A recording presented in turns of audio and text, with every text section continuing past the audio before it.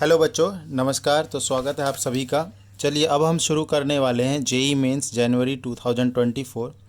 जो 27 जनवरी का पेपर था, शिफ्ट 1 में जो केमिस्ट्री वाला जो सेगमेंट था उसके क्वेश्चंस और उसके सॉल्यूशंस को ज़रा समझते हैं। तो इसमें टोटल 30 क्वेश्चंस थे, हम सभी क्वेश्चंस को देखने वाले हैं। तो मेरा नाम है रविशंकर और आप सभी का इस प्यारे से यूट्यूब चैनल कैम क्रश पर बहुत बहुत स्वागत है। चलिए क्वेश्चन नंबर 1 से स्टार्ट करते हैं। Assertion boron has highest melting point in group 13 that is 2453। तो बिल्कुल सही बात है, क्योंकि जो बच्चों बोरोन जो होता है वो B12 एक क्रिस्टलाइन स्ट्रक्चर होता है। देखो बोरोन के बारे में आपने शायद सुना होगा या पढ़ा होगा। बोरोन जो है B12 क्रिस्टलाइन सॉलिड स्ट्रक्चर होता है, ये क्रिस्टलाइन सॉलिड फॉर्म होता है। इसकी वजह से बोरोन का मेल्टिंग पॉइंट काफ़ी ज़्यादा होता है। इवन अगर हम कंपेयर करें ना, तो सबसे ज़्यादा तो डायमंड का होता है, उसके बाद ग्रेफाइट और थर्ड नंबर पे बोरोन आता है। ठीक है, तो और थर्ड नंबर पे टंगस्टन एंड देन बोरोन का नंबर आता है, तो काफ़ी ज़्यादा होता है। ठीक है, तो assertion is exactly true, assertion बहुत सही है। रीज़न देखिए, बोरोन है सॉलिड क्रिस्टलाइन लैटिस स्ट्रक्चर, तो रीज़न भी सही है और इसको एक्सप्लेन भी कर रहा है। तो जो ऑप्शन नंबर ए होता है आपका, वो इसका आंसर हो जाएगा, क्योंकि असर्शन भी ठीक है, रीज़न भी ठीक है और रीज़न करेक्ट एक्सप्लेनेशन है। 11th क्लास की बुक से ये क्वेश्चन है, एनसीईआरटी में मिल जाएगा। Second question, sum of bond order of NO plus and CO। देखो NO प्लस एंड CO, उम्मीद है कि देखो NO प्लस और CO, तो उम्मीद है आपने MOT पढ़ी होगी। CO और NO का MOT class 4 chemical chapter 4 class 11th chemical bonding में आपको मिलेगा। तो कार्बन मोनोऑक्साइड का देखो ये स्ट्रक्चर होता है, जिसको स्ट्रक्चर भी पता है ना वो भी आराम से इस क्वेश्चन को कर सकता है। ये देखिए ये चीज़ हो गया। तो बॉन्ड ऑर्डर का सम देखो, यहाँ पे बॉन्ड ऑर्डर कितने हैं, 3 है और यहाँ पर भी 3 है, तो आंसर बेटा सेकंड क्वेश्चन का आ जाएगा 6 आ जाएगा। ठीक है, तो आंसर इज 6। तो सम ऑफ बॉन्ड ऑर्डर इज 6। ये जो PDF की लिंक जो है मैं आपको डिस्क्रिप्शन में दे दूंगा, तो आप वहाँ से ये PDF डाउनलोड कर सकते हैं, इसमें सभी क्वेश्चन है। नाउ थर्ड क्वेश्चन देखो यहाँ पर। Third question, which of the following will not show variable oxidation state. देखिए वेरिएबल ऑक्सीडेशन स्टेट शो करने के लिए सबसे पहले वेकेंट डी ऑर्बिटल होना चाहिए, वेकेंट डी ऑर्बिटल होना चाहिए या फिर एक्सपेंडेड ऑक्टेट होना चाहिए उसका ना। यहाँ पर देखो ब्रोमीन, क्लोरीन और आयोडीन, इनके सबके पास वेकेंट ऑर्बिटल होते हैं, लेकिन फ्लोरीन के पास वेकेंट डी ऑर्बिटल नहीं होता है। और एक और रीज़न सुनिए, फ्लोरीन सबसे हाईएस्ट इलेक्ट्रोनेगेटिव एलिमेंट है, तो ऑब्वियस सी बात है हाईएस्ट इलेक्ट्रोनेगेटिव एलिमेंट होने की वजह से सिर्फ फ्लोरीन एक ही इलेक्ट्रॉन गेन करेगा और अपना ऑक्टेट कंप्लीट करके सिर्फ और सिर्फ -1 ऑक्सीडेशन स्टेट दिखाएगा। तो which of the following will not show variable oxidation state, तो आंसर आ जाएगा फ्लोरीन। फ्लोरीन शो नहीं करता। Which one of the following is a polar molecule. बेटा पोलर मॉलिक्यूल के लिए देखो आपके पास पोलर की कंडीशन क्या होती है, जो बॉन्ड है उसमें दो ऐसे एलिमेंट होने चाहिए जिनके बीच में इलेक्ट्रोनेगेटिविटी का डिफरेंस होना चाहिए। एक तो ये है, बाकी अगर आपको डाइपोल मोमेंट वाला कंसेप्ट पता है, अगर मॉलिक्यूल के अंदर में अगर सिमेट्री है, जैसे कि मान लो कि BeCl होता है ऐसे, तो इसका डाइपोल इधर की तरफ, ये वाला डाइपोल इधर की तरफ इक्वल एंड अपोजिट है, तो दे कैंसल आउट ईच अदर। तो ये अगर डाइपोल मोमेंट 0 आ जाता है ना, तो ये नॉन पोलर की कैटेगरी में आता है। डाइपोल मोमेंट 0 आने पे नॉन पोलर की कैटेगरी में। तो बच्चों ये देखो आपके ऑप्शन में एक तो है CCl4, दूसरा है CO2, तीसरा वाला जो है वो है CHCl3 और चौथा वाला जो है ये इथीन मॉलिक्यूल है, CH2 double bond CH2। Class 11 से ये क्वेश्चन है। देखिए जो CCl4 होता है, अगर आपको इसकी ज्योमेट्री मालूम है तो ये टेट्राहेड्रल होता है, और टेट्राहेड्रल में अगर सारे एलिमेंट साइड एलिमेंट अगर सेम है तो इसका डाइपोल मोमेंट 0 होता है, क्योंकि इनके जो डाइपोल जो होते हैं ना, डाइपोल का नेट डाइपोल जो बनेगा वो नीचे की तरफ होगा, और ये वाला डाइपोल जो है इस वाले डाइपोल से जो है कैंसिल आउट हो जाएगा। तो ओवरऑल CCl4 का डाइपोल मोमेंट जो 0, मतलब ये एक नॉन पोलर मॉलिक्यूल है। सिमिलरली CO2 का स्ट्रक्चर जो वो इस तरीके से लीनियर होता है, ये वाला डाइपोल इधर, ये वाला डाइपोल इधर, दोनों एक दूसरे को कैंसिल आउट कर देंगे तो डाइपोल मोमेंट 0, बेटा ये भी आ जाएगा नॉन पोलर। CH2 देख लो, ये एकदम सिमेट्रिकल है, तो इसका डाइपोल मोमेंट वैसे ही 0 आ जाएगा, तो आंसर इज CHCl3। इसका जो इसके अंदर कुछ ना कुछ पोलैरिटी होगी। तो इसमें से क्वेश्चन नंबर 4 यही था, which one of the following is the polar molecule, तो ये वाला ऑप्शन आ जाएगा third option. Fifth question, which of the following electronic configuration have the maximum value of magnetic moment. देखिए बच्चों, मैग्नेटिक मोमेंट के लिए अगर हम बात करें, मैग्नेटिक मोमेंट का जो फार्मूला होता है under root n into n plus two. N क्या होता है? Number of unpaired electron, number of unpaired electron. तो नंबर ऑफ अनपेयर्ड इलेक्ट्रॉन देख लो कि जिसमें सबसे ज़्यादा है उसमें हो जाएगा। अब बेटा देखो D3 कन्फिग्रेशन है, तो डी में 5 बॉक्स होते या फिर 5 ऑर्बिटल होते, 3 इलेक्ट्रॉन अगर आप ऐसे फिल करोगे तो अनपेयर्ड इलेक्ट्रॉन 3 है। ऐसे अगर D8 की बात करोगे सेकंड ऑप्शन में, तो 8 इलेक्ट्रॉन कैसे फिल करोगे? ये देखो 1 2 3 4 5 6 7 8, तो यहाँ से 2 ही अनपेयर्ड इलेक्ट्रॉन दिखेंगे। D6 को अगर आप फिल करते हो तो ये देखो 1 2 3 4, 1 2 3 4 5 6, यहाँ से आपको 4 अनपेयर्ड इलेक्ट्रॉन दिखेंगे। और D7 को अगर आप फिल करते हो तो D7 को फिल अगर हम करेंगे तो ये देखो 1 2 3 4 5 6 7, तो नंबर ऑफ अनपेयर्ड इलेक्ट्रॉन थे। तो यहाँ पे देखिए जो सी ऑप्शन है, यहाँ पे 4 अनपेयर्ड इलेक्ट्रॉन है। इसका मतलब जो ऑप्शन नंबर सी जो कन्फिग्रेशन है, इसका मैग्नेटिक मोमेंट सबसे ज़्यादा रहेगा, तो ऑप्शन हो जाएगा हमारा ये वाला, थर्ड वाला। उसके बाद देखो, how many of the following species having the sulphur atom in the +4 oxidation state. देखो ऑक्सीडेशन स्टेट निकालने के लिए जैसे इसका निकालना है, SO3 का निकालना है, S का निकालना है, तो X का आप X मान लेते हैं, तो X +3 और ऑक्सीजन का -2 होता है, इक्वल टू में 0 0 क्यों? क्योंकि इसके ऊपर ओवरऑल कोई चार्ज नहीं है। तो x - 6 बराबर 0, तो सल्फ़र का ऑक्सीडेशन स्टेट आ जाएगा +6। तो इसी तरीके से ना आपको वो वाले सारे छांटने हैं जिसमें +4 ऑक्सीडेशन स्टेट है। तो मैं आपको बता देता हूँ, बाकी तरीका तो आपको आता ही होगा। ये SF4 में +4 मिलेगा, और ये देखिए एक SO2 में मिलेगा और एक SOCl2 में मिलेगा। तो टोटल 3 ही एलिमेंट, 3 ही कंपाउंड ऐसे हैं जिसमें सल्फ़र का ऑक्सीडेशन स्टेट +4 है। ठीक है, वीडियो अगर आपको अच्छा लग रहा है तो प्लीज़ वीडियो को लाइक करिए, चैनल को सब्सक्राइब करिए। उसके बाद देखिए correct increasing order of magnetic movement. तो ये अभी ये वाला जो क्वेश्चन था, क्वेश्चन नंबर 5, काफ़ी हद तक वही है। देखिए क्वेश्चन नंबर 5 की तरह ही है question number 7। Correct increasing order of magnetic movement, ठीक है, स्पिन ओनली, तो μs वही फार्मूला तो वही होता है जो अभी मैंने बताया, ये वाला। तो इसमें भी देख लीजिए, आपको नंबर ऑफ़ अनपेयर्ड इलेक्ट्रॉन देखने। देखिए FeF6 तो एक वीक लिगेंड है, वीक लिगेंड है। देखो इसमें आपको जो भरने होते हैं, तो वीक लिगेंड है, तो ये D5 कन्फिग्रेशन है बेटा। ये सारे ही यहाँ पे 1 2 3 4 5 सारे अनपेयर्ड होंगे, और जो क्योंकि वीक लिगेंड है तो पेयर अप नहीं करवा पाएगा, ठीक है, तो इसीलिए ये इसमें 5 अनपेयर्ड इलेक्ट्रॉन है। और अगर हम अगले में देखेंगे तो वेनेडियम, ये देखो यहाँ पर नेक्स्ट जो कॉम्प्लेक्स है वेनेडियम, तो वेनेडियम में भी वाटर जो ये भी एक वीक लिगेंड है। तो वेनेडियम में सिंपल इस तरीके से स्कैंडियम टाइटेनियम वेनेडियम 3 इलेक्ट्रॉन होते हैं, तो ये n बराबर 3 हो जाएगा, नंबर ऑफ़ अनपेयर्ड इलेक्ट्रॉन। और आयरन D6 कॉम्प्लेक्स होता है, तो यहाँ पर इस तरीके से 1 2 3 4 1 2 3 4 5 और 6, यहाँ पे 4 अनपेयर्ड इलेक्ट्रॉन। तो इन्होंने पूछा है कि इंक्रीजिंग ऑर्डर, तो ये बीच वाला जो है इसमें सबसे कम वैल्यू आएगी मैग्नेटिक मोमेंट की। उसके बाद ये थर्ड वाली, मतलब ऑप्शन इस तरीके का जो होगा, सेकंड के बाद थर्ड और थर्ड के बाद फर्स्ट, ये वाला ऑर्डर तुम्हें लगाना है, सेकंड थर्ड और फर्स्ट, सेकंड थर्ड और फर्स्ट, ये हमारा आंसर आ जाएगा, right. Now the next question is, ये देखिए नेक्स्ट क्वेश्चन इज़, ये देखो PbCrO4 हॉट NaOH। देखो ये NaOH से तुम रिएक्शन करवा रहे हो बच्चों। NaOH से जब रिएक्शन करवाओगे तो ऑब्वियस सी बात है कि बेस मतलब हाइड्रोक्साइड बनेगा। तो PbCrO4 ये जो कॉम्प्लेक्स यहाँ पे बना है ना, वो ये वाला बनेगा PbOH4, ठीक है।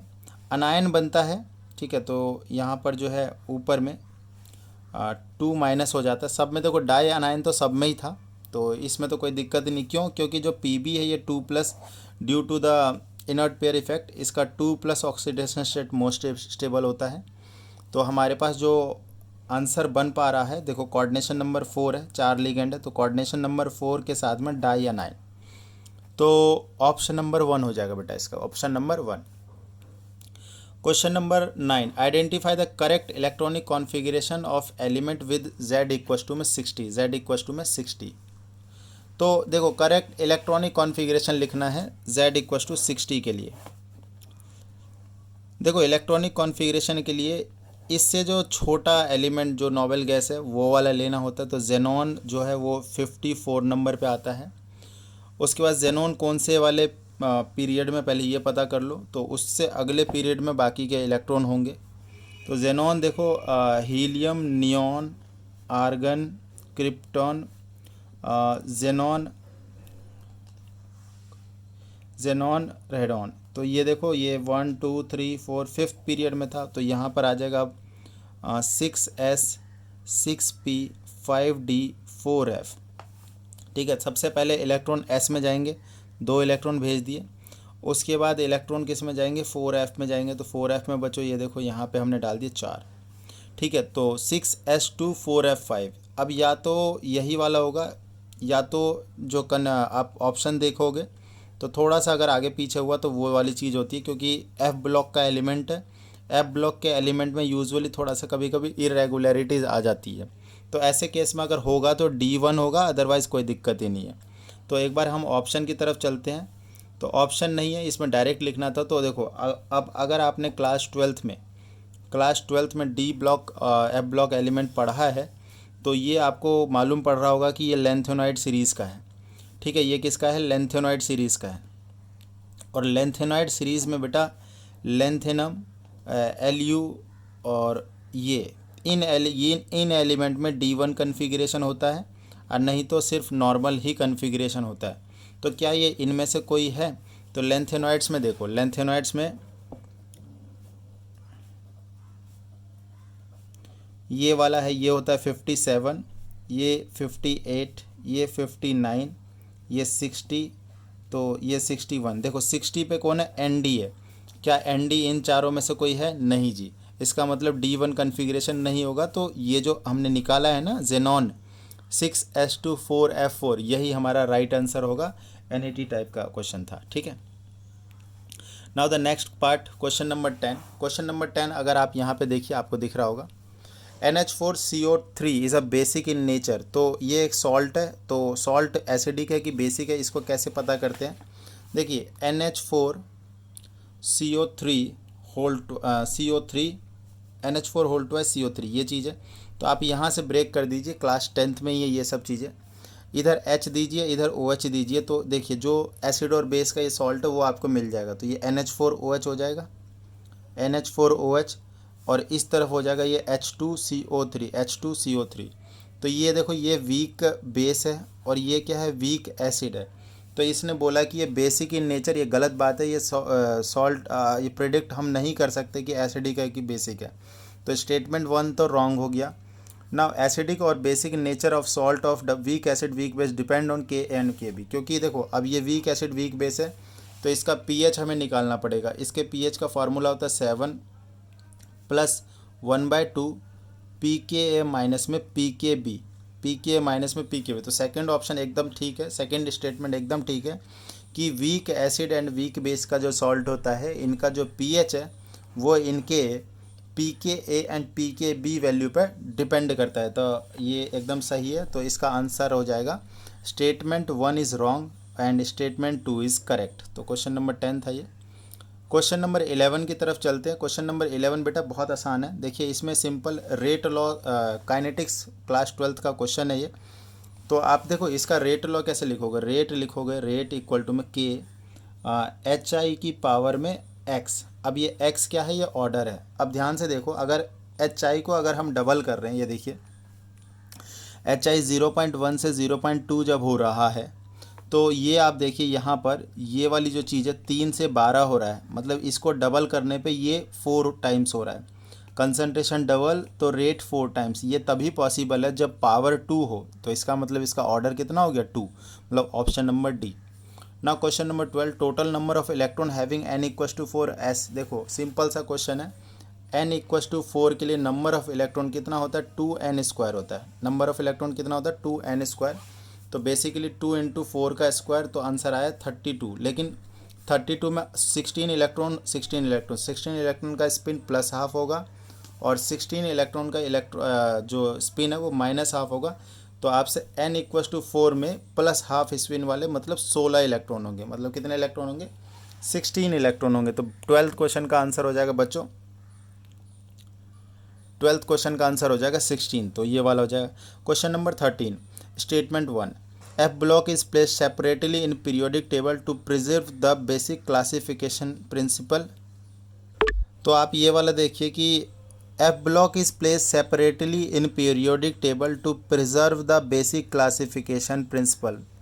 ये बात सही नहीं है, बिकॉज ऐसा कुछ नहीं है।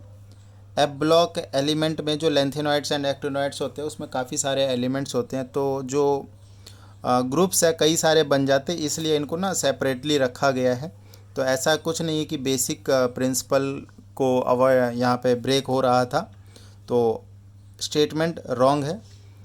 Second statement, S block element can be found in nature in pure elemental state. ये बिल्कुल बात सही नहीं है, क्योंकि एस ब्लॉक के एलिमेंट बहुत ज़्यादा रिएक्टिव होते हैं, इसलिए ये प्योर स्टेट में नहीं पाए जाते। हमेशा ये कंपाउंड के फॉर्म में पाए जाते हैं। जैसे कि एग्जांपल के तौर पे NaCl को ले लो। NaCl देख रहे हो, NaCl के फॉर्म में, सोडियम प्योर फॉर्म में नहीं पाया जाता। तो इसी प्रकार ये है। तो स्टेटमेंट 1 रॉन्ग, स्टेटमेंट 2 भी रॉन्ग है। दोनों स्टेटमेंट रॉन्ग है।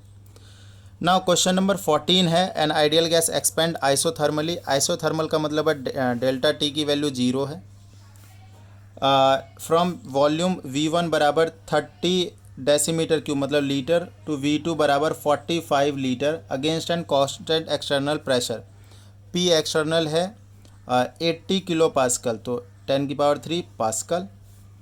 Then heat involve in bar decimetre cube. तो ये देखो पास्कल को पहले बार में कन्वर्ट कर लेना है, ठीक है। तो पास्कल को बार में कैसे कन्वर्ट करेंगे, ये ज़रा देखो यहाँ पे 1 बार इज इक्वल टू होता है 10⁵ पास्कल, ठीक है।